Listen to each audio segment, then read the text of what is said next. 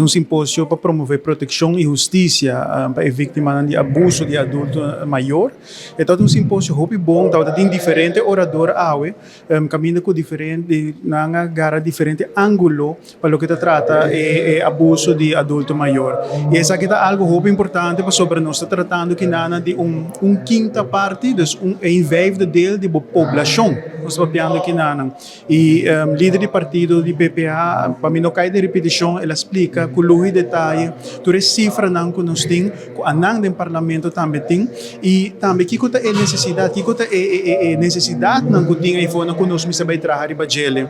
E algo que me quer para que torna ele, banda de lei que nós me sabe trabalhar para ele, banda de visão que nós temos com nós adultos na maior, é parte de educação. Educação riba dois aspectos, educação de gente não que trabalha com adulto maior, sobre como vai bem adulto maior, mas tem certa competência não para trabalhar adequadamente com ele aqui.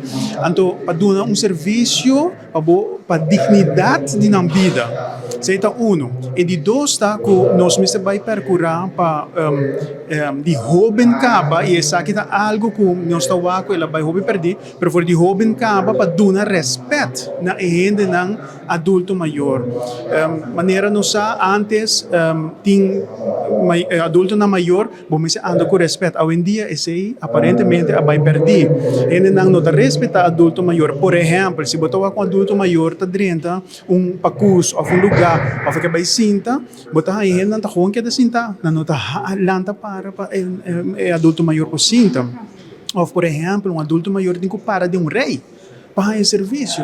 País não que não está completamente está subdesenvolvido, hasta não tem manejo para a gente não adulto maior que não tem linha preferencial para não. Então essa aqui é coisa de nossa cultura.